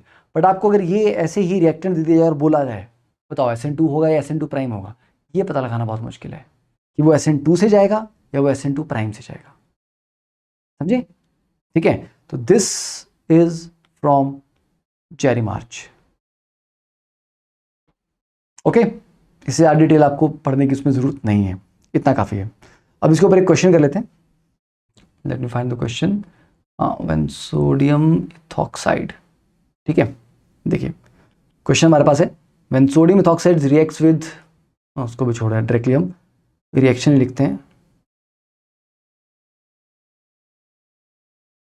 इसको हमने ETO नेगेटिव Na पॉजिटिव से ट्रीट किया एंड हमने फाइनली जो प्रोडक्ट हमारे को मिल रहा है वो ये है, और ये जो स्टार मार्क्ड है ना कार्बन, ये यहाँ पे चला गया है। अब ये आपको बताना है। तो क्वेश्चन है कि when sodium ethoxide reacts with this oxirane labelled with C14 as shown by the star और एस्ट्रिक, ठीक है, provide a mechanistic explanation for this result. बताइए कैसे हुआ, ठीक है। तो चलो बताते हैं। पहली बात, ETO negative is a strong nucleophile, और ये चीज समझ आ रही है कि Cl बाहर गया है और उसकी जगह पे OET आया है, तो it is a case of SN reaction, ये तो कंफर्म है, SN रिएक्शन है और स्ट्रॉन्ग न्यूक्लियोफाइल है तो SN2 होना चाहिए। बट इतना सिंपल नहीं है कि Cl हटाया और वहां पे OET लगा दिया, क्यों, क्योंकि ये जो पहले आपका स्टार वाला कार्बन है ये इपॉक्साइड का पार्ट है, अब ये इपॉक्साइड से बाहर है, यस। तो इसमें कुछ तो हुआ है, SN2 जैसा हुआ है पर एक रीअरेंजमेंट के साथ, और ये अलाइलिक सिस्टम भी नहीं है, ठीक है, यस। तो यहां पर क्या होगा, ETO नेगेटिव, देखो जो आपका साइक्लिक ईथर होते हैं ना बेटा इपॉक्साइड, वो बहुत इजीली अटैक हो जाते हैं न्यूक्लियोफाइल से, क्योंकि उनमें एंगल स्ट्रेन होता है, ये बेचारे 60 डिग्री का एंगल होता है इनमें रिंग में, तो बहुत स्ट्रेन होता है, तो ये चाहता है कि ये रिंग खुले, तो इसके ऊपर अटैक होने के चांसेस बहुत अच्छे होते हैं, क्योंकि ऑक्सीजन के ऊपर वैसे partial positive charge, sorry partial negative होगा, इस कार्बन के ऊपर पार्शियल पॉजिटिव, इस कार्बन के ऊपर भी पार्शियल पॉजिटिव है। तो जब न्यूक्लियोफाइल अटैक करता है तो न्यूक्लियोफाइल प्रेफरेबली अटैक करता है वहां पे जहां हिंड्रेंस कम है। तो देखो न्यूक्लियोफाइल यहां पर भी अटैक कर सकता है, यहां पर भी अटैक कर सकता है, ठीक है, पर अटैक कहां करेगा वो, जहां पर हिंड्रेंस कम होगी। और आप प्रोडक्ट देख के आइडिया लगा लो, OET ने कहां अटैक किया है, स्टार वाले पे, तो क्लियर सी बात है OET ने यहाँ अटैक करना है, ठीक है। अच्छा, इसने यहाँ अटैक कर दिया तो फिर ऑब्वियसली बात है ये वाला बॉन्ड इस तरह से ओपन होना है, O नेगेटिव। अच्छा, फिर तो O नेगेटिव अटैक करेगा आगे Cl पे। ये एक्चुअली सारा सिंगल स्टेप में होना है, ठीक है।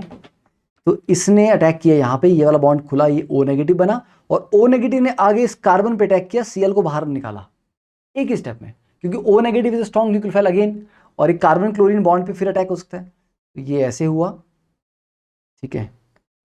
इस चार्ज को भी हटाओ, ये तो कॉमन सेंस ही है। एंड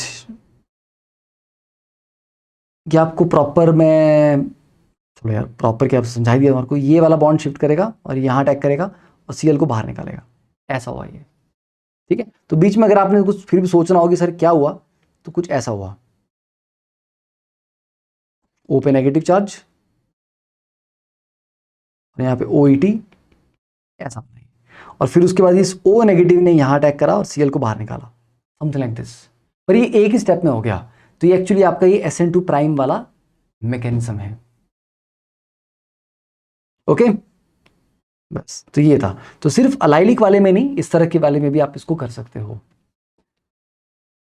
चलिए नेक्स्ट, अब हम कुछ केसेस करेंगे SN1 SN2 के ऊपर, थोड़ा एडवांस डिस्कशन, थोड़ा सा डिटेल, नॉट एडवांस पर थोड़ा सा डिटेल अब डिस्कशन हम करेंगे, जिसमें हमारे थोड़ा सा ईथर के बारे में बात होगी, थोड़ी सी अल्कोहल के बारे में बात होगी। और अभी का लेक्चर कितना लंबा हो गया है, 56 मिनट्स का हो गया है। आई थिंक चला लेते हैं यार, अभी आधा घंटा और चला लेते हैं, ठीक है। अच्छा लग रहा है, तो मज़ा आ रहा है, अभी तो पार्टी शुरू हुई है। देखो, तो an adjacent carbon double bond carbon pi system stabilises the carbocation. बताइए, कार्बोकेटाइन बनेगा, उसके बगल में डबल बॉन्ड हो, बगल मतलब एडजेसेंट, तो वो अलाइलिक पोजीशन हो जाती है और उसको स्टेबलाइज करता है, अलाइलिक कार्बोकेटाइन बनता है। तो यस, अलाइलिक इलेक्ट्रोफाइल्स बहुत अच्छे से SN1 रिएक्शन देते हैं। जैसे ये आपका अल्कोहल है, अल्कोहल को HBr से ट्रीट किया आपने, वाई HBr, सीधा Br नेगेटिव से क्यों नहीं किया, पढ़ा था ना पीछे, Br नेगेटिव OH नेगेटिव को डिस्प्लेस नहीं कर सकता, OH negative is a poor leaving group, तो OH को एक अच्छे लिविंग ग्रुप में कन्वर्ट करना पड़ता है, किसमें, OH2 में। उसके लिए क्या करेंगे, एसिड लेंगे, एसिड उसको प्रोटोनेट करेगा। तो यहां पर जो आपका H पॉजिटिव था, इसने OH को प्रोटोनेट किया, OH2 बना, फिर ये वाला बॉन्ड टूटेगा, फिर क्या जनरेट होगा यहाँ पे कार्बोकेटाइन जनरेट होगा, ठीक है, जो इस तरह से रेजोनेंस शो करेगा।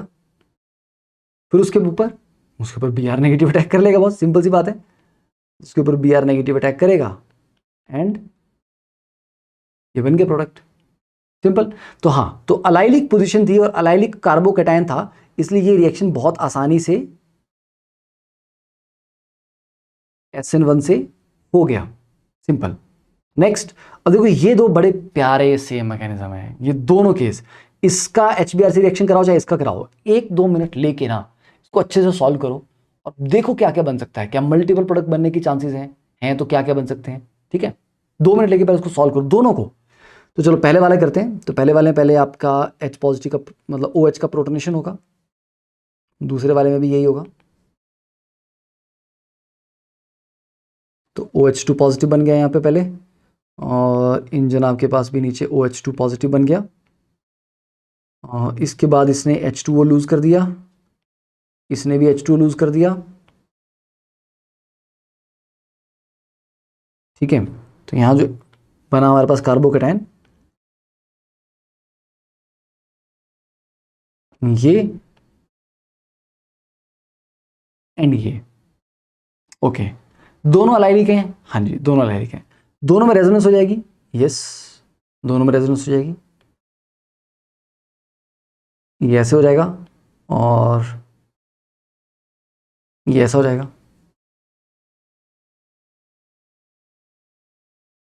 ओके ठीक है। तो मतलब ये बताओ, ये वाला कार्बोकेटाइन और ये वाला कार्बोकेटाइन सेम नहीं है, और ये वाला कार्बोकेटाइन ये वाला कार्बोकेटाइन सेम नहीं है, सेम है। तो दोनों में जो कार्बोकेटाइन बन रहा है वो सेम ही बन रहा है, यस। तो कार्बोकेटाइन सेम बन रहा है। अब बात आती है कि सर ब्रोमाइड अगर अटैक करेगा तो वो कहाँ करेगा, ठीक है, इस वाले रेजोनेंस स्ट्रक्चर पे करेगा या इस वाले पे करेगा, क्योंकि दोनों में अलग अलग चीजें बनेंगी। तो चलो इसको देखते हैं फिर, ठीक है, इन दोनों में से ब्रोमाइड किसके ऊपर करेगा।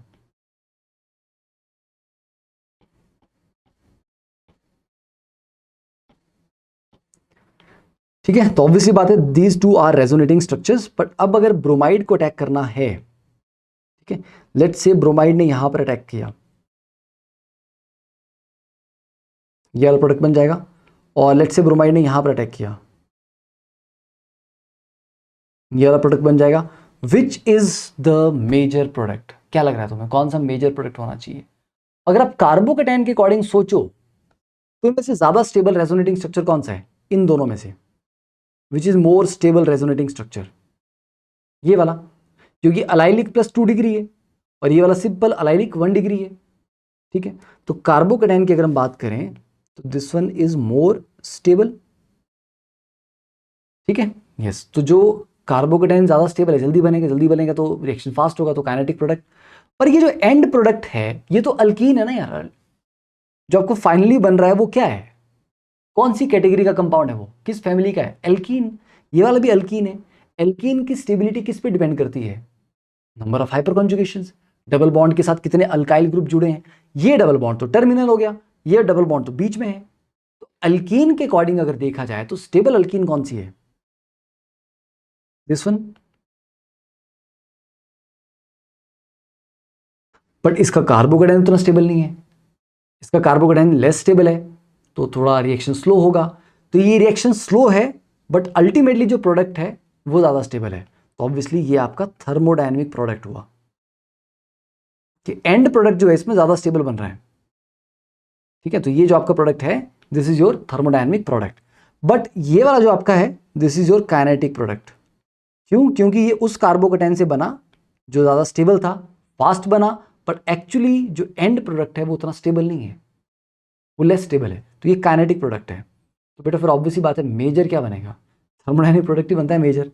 ठीक है, तो this will be the major product, this will be the minor product. ये अप्रॉक्सीमेटली 20% बनता है इन दिस केस, और ये अप्रॉक्सीमेटली 80% बनता है in this case. Not that कि आपको रटना है, मैं आपको बता रहा हूँ, ये तो एक्सपेरिमेंटल डेटा बुक में दिया उसके अकॉर्डिंग बता रहा हूँ आपको मैं, समझे? तो दोनों इस अल्कोहल में जो अल्टीमेटली कार्बोकेटाइन आया वो सिमिलर आए, उसके दो रेजोनेटिंग स्ट्रक्चर थे, दोनों में हमने अटैक करके देखा, और फाइनली जो प्रोडक्ट था उसमें उसको चेक किया, तो फाइनल प्रोडक्ट जो ज्यादा स्टेबल था वो थर्मोडायनेमिक प्रोडक्ट था, और जो लेस स्टेबल था वो काइनेटिक निकला। क्यों? क्योंकि वो उस कार्बोकेटाइन से बना था जो ज्यादा स्टेबल था, तो फास्ट बना, पर एक्चुअली वो ज्यादा स्टेबल प्रोडक्ट नहीं था, बना फास्ट। ठीक है, तो ये है डिफरेंस कि काइनेटिक प्रोडक्ट, थर्मोडायनेमिक प्रोडक्ट, कि मेजर कौन सा बनेगा, माइनर कौन सा बनेगा, वो एंड प्रोडक्ट की स्टेबिलिटी के अकॉर्डिंग चेक करना है, कार्बोकेटाइन की स्टेबिलिटी के अकॉर्डिंग मत कर लेना सिर्फ।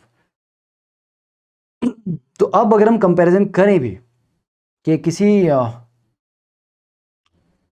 केस में, रिएक्शन में अलग अलग सबस्ट्रेट लेते हैं हम, रिएक्टेंट अलग अलग लेते हैं, देखते हैं इसमें SN1 SN2 कितना अच्छा होगा नहीं होगा।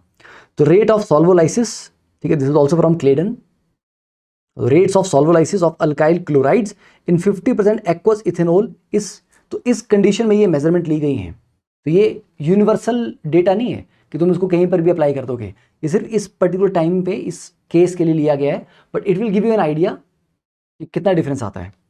देखिए ये 1 डिग्री हैलाइड है, ओके, तो इसमें रिएक्शन क्या था, बहुत स्लो था, तो ये SN2 से ही हुआ। 1 डिग्री आपका SN1 और SN2 में क्या करता है?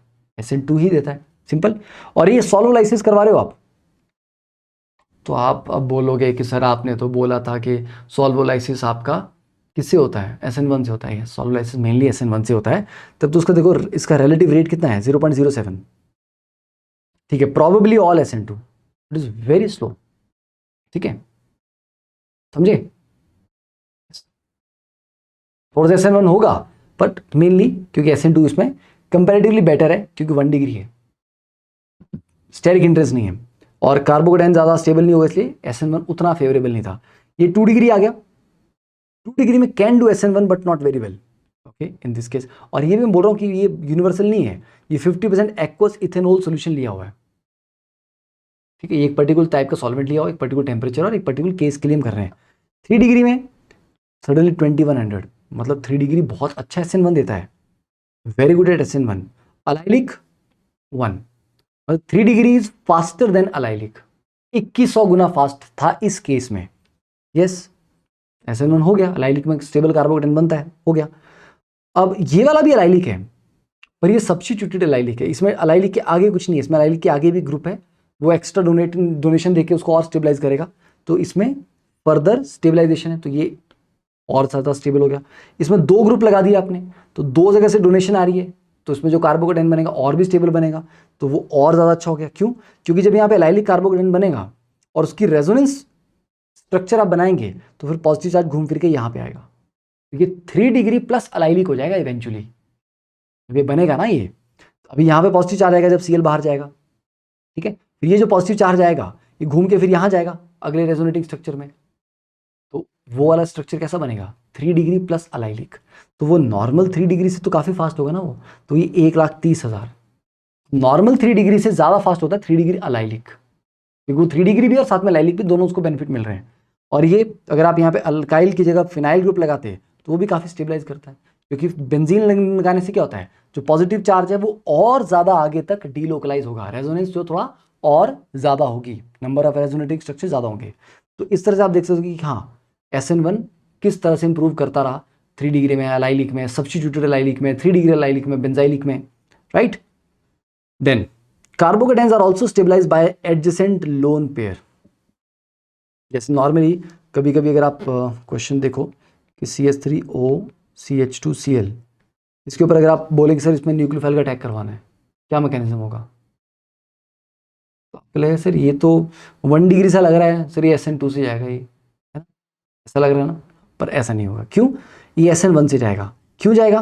क्योंकि Cl को अगर मैं बाहर निकालता हूँ तो मेरे पास जो पीछे कार्बोकेटाइन आ रहा है, even though it's 1 degree, but उसके बगल में ऑक्सीजन है जो रेजोनेंस के थ्रू उसका ऑक्टेट कंप्लीट करवा देगा। और आपने पढ़ा है क्लास 11th में GOC में, octet completion is very very strong phenomena. Octet completion से जो स्टेबिलिटी मिलती है वो अच्छों को नहीं मिलती, तो यहाँ पर ऑक्टेट कंप्लीशन हो गया, इसलिए ये बहुत स्टेबल कार्बोकेटाइन है। इवन दो ये आपको 1 डिग्री लगा और आपको लगा होगा कि इसमें तो SN2 हो जाना है, ये एक्चुअली SN1 से गया। तो ऐसे केस में भी ज़रा थोड़ा ध्यान से, राइट, यहाँ गलती नहीं करनी है। तो ये Cl बाहर गया, ये ऑक्सीजन का लोन पेयर यहाँ पर जंप किया, और ये जो कार्बोकेटाइन बना this is very very stable. समझे? तो इस तरह के स्ट्रक्चर भी क्या होते हैं, you might think that its reaction would follow SN2, but in fact it has characteristic SN1 reactivity। ठीक है, तो एक तो ये एग्जांपल हो गया, एक और ले लो, जैसे CH3NH CH2Br ले लो। इसमें भी क्या हो जाएगा, अगर Br को बाहर निकाल दूं मैं तो I will get this again octet stability, बहुत स्टेबल कार्बोकेटाइन है, तो ये भी SN1 से जाएगा। ठीक है, तो ये देख लेना, इवन दो अगर वो लग रहे हो और साथ में बगल में OR ग्रुप है या NHR ग्रुप है इस तरह का जो ऑक्टेट कंप्लीशन करवा सकते हैं कार्बोकेटाइन की, तो they will definitely follow SN1 pathway. ठीक है, अब ये आपके लिए एक होमवर्क वाला है, इसको आप अच्छे से कर पढ़ लेना, क्योंकि ये आपको आगे के चैप्टर्स में काम आएगा। जैसे कार्बन के ऊपर 2 OR लगे हुए हैं, O मिथाइल मतलब मिथॉक्सी मिथॉक्सी 2 लगे हुए हैं, तो पहले प्रोटोनेशन आपने किया, अब दोनों ऑक्सीजन सिमिलर है, किसी एक की प्रोटोनेशन कर लो। ठीक है, फिर क्या हुआ, ओवरऑल मोमेंटम क्या रिएक्शन हुआ, पढ़ लेना इसको एक बार। और इसका ये वाला केस भी, this is homework for you. ठीक है, कि ये SN1 से गया है, इन्होंने यहाँ पर एक्सप्लेन किया हुआ है, ये SN1 से गया है। एंड काफ़ी बच्चे यहाँ पर गलती करते हैं कि इसको SN2 से करवाने की गलती करते हैं। क्यों नहीं वो गलती करनी आपने, ये आपने इस पर पढ़ लेना है एक बार। ठीक है, और ये वाला रिएक्शन भी ये आपको आगे काम आएगा, this is homework for you. कहाँ काम आएगा आगे, जिंदगी में आगे काम आएगा नहीं, ये काम आएगा आपको आगे जब कार्बोनिल कंपाउंड्स हम पढ़ेंगे। ठीक है, कि जब इस तरह का कुछ दिया हो, यहाँ पे X है और आपके पास Y है, और इसके पास भी लोन पेयर है और इसके पास भी लोन पेयर है। ठीक है, यहाँ पर भी लोन पेयर है, तो X आपका OR SR NR2 positive, Y आपका Cl Br OH2, ये मतलब Y वो वाले ग्रुप्स हैं जो अच्छे लीविंग ग्रुप्स हैं, और X वो वाले हैं जो पुअर लीविंग ग्रुप हैं। तो X ऑब्वियसली बात है Y को डिस्प्लेस कर देगा, ये हो रहा है यहाँ पे। तो Y वो वाले ग्रुप्स हैं जो एक्चुअली गुड लिविंग ग्रुप्स हैं, तो इस तरह का यहाँ पर डिस्प्लेसमेंट फिर हो जाता है। ठीक है, तो X जो है it will act as a nucleophile in these cases. ठीक है, अब देखो हर एक चीज़ तो मैं आपको बेल्ट करवाने लगूंगा इस तरह से, एक एक केस तो मतलब एक एक एग्जाम्पल एक्स्ट्रा तो बहुत लंबा चला जाएगा। तो इसे मैंने आपको होमवर्क में दे दिया कि you can actually work on it, practice it. अब आते हैं closure look at the SN2 reaction. तो मेरे को लग रहा है ये जो क्लोजर लुक है के लिए थोड़ा सा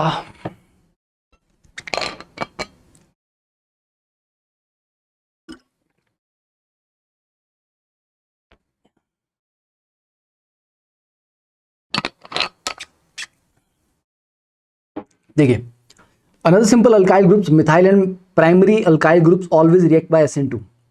ये हमने पढ़ा हुआ है, प्राइमरी और मिथाइल हैलाइड जो है वो SN2 से ही जाते हैं। A common way to make ether is to treat alkoxide anion with alkyl halide. This forms the basis of Williamson ether synthesis. ये एक रिएक्शन है जो आपने ईथर में पढ़ना होता है, अभी आपको करवा देता हूं मैं। विलियमसन ईथर सिंथेसिस कुछ नहीं है, कुछ भी नहीं है, इट्स ऑल SN2 रिएक्शन। इसमें आप क्या करते हैं, इसमें आप RO नेगेटिव लेते हो और एक RX लेते हो, इसको यहां अटैक करवाते हो, इसको बाहर निकालते हो और बोलते हो ये ROR बन गया, रोर। सिंपल। इसमें स्पेशल क्या था, कुछ भी नहीं है, ये SN2 है, SN2 से ही करवाना है ये, ठीक है। तो इसमें आपने ROH लिया पहले, इसको RO नेगेटिव कैसे बनाएंगे, NaH, अरे NaH आपको हाइड्राइड देता है, H नेगेटिव देता है ये, तो ये H नेगेटिव होगा, यहाँ से H पॉजिटिव उठा लेगा, तो ये RO नेगेटिव बनाएगा पहले alkoxide ion which is a strong nucleophile, और इसको फिर आपने RX के ऊपर अटैक करवाना है। ये जो RX है आपका, ये आपका प्रेफरेबली 1 डिग्री होना चाहिए, या 2 डिग्री भी चलेगा, बट नॉट 3 डिग्री, क्योंकि ये अगर आपका 3 डिग्री हो गया ना, ये फिर दिक्कत हो जाएगी, फिर सब्स्टिट्यूशन की जगह ना एलिमिनेशन हो जाएगा। अभी आपने एलिमिनेशन नहीं पढ़ा होगा ना, फिर एलिमिनेशन हो जाता है। तो ये जो आपका हैलाइड है ये आपका 1 डिग्री या 2 डिग्री होना चाहिए, क्योंकि हम SN2 करवाना चाहते हैं। तो अल्काइल हैलाइड आपका प्रेफरेबली 1 डिग्री 2 डिग्री होना चाहिए, 3 डिग्री बिल्कुल नहीं होना चाहिए, ठीक है। इसका एग्जांपल लेते हैं। इसका एग्जांपल जैसे ये मेरे पास कि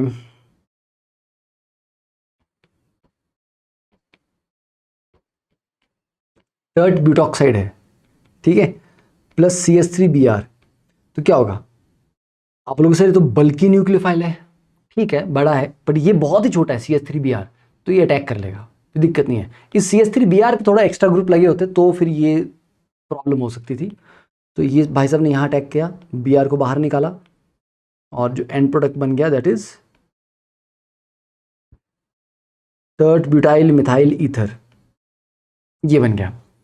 अब आप बोलते सर अगर उल्टा करें, यहां पर CH3O नेगेटिव लेते और यहां पर Br लेते और इसका अटैक करवाते, तो नहीं होता, क्योंकि वो 3 डिग्री ब्रोमाइड अगर बन जाता तो फिर वो SN2 नहीं देता, फिर वो एलिमिनेशन करता, एल्कीन बनती लास्ट में। तो ये ध्यान रखना है, हैलाइड आपका हमेशा 1 डिग्री या 2 डिग्री ही होना चाहिए। तो Williamson ether synthesis simple RO negative का RX के ऊपर अटैक करवाना है, वो RX आपका 1 डिग्री या 2 डिग्री ही होना चाहिए, 3 डिग्री नहीं होना चाहिए, ठीक है। नेक्स्ट, अब जैसे कि ये यहाँ एक और तरीका है आपका ईथर बनाने के लिए। देखो अब यहाँ पर क्या है, फिनोल से आपने फिनॉक्साइड बनाया, फिनोल से आपने मतलब OH नेगेटिव ने यहाँ से H पॉजिटिव उठाया, फिनॉक्साइड आयन बनाया है, ठीक है। PHO negative is the phenoxide ion. Phenoxide ion भी न्यूक्लियोफिलिक होता है, O के ऊपर नेगेटिव चार्ज है। अब ये डाइमिथाइल सल्फेट के ऊपर अटैक कर रहा है। What is sulphate, sulphate group होता है ना आपका SO4 नेगेटिव, दिस सल्फेट, यहाँ पर मिथाइल लगा लो दो, तो ये बन गया डाइमिथाइल सल्फेट, ओके। अब ये वाला पूरा बहुत अच्छा लिविंग ग्रुप है, CH3 के आगे ये जो है CH3O SOOCH3, अगर कोई न्यूक्लियोफाइल यहाँ अटैक करता है और इसको बाहर निकालता है, बेटा ये पूरा का पूरा बहुत अच्छा लिविंग ग्रुप है। क्यों, क्योंकि O पे जो नेगेटिव चार्ज आएगा वो आगे बहुत अच्छे से रेजोनेंस कर पाएगा, ठीक है। It's a perfect leaving group, excellent leaving group.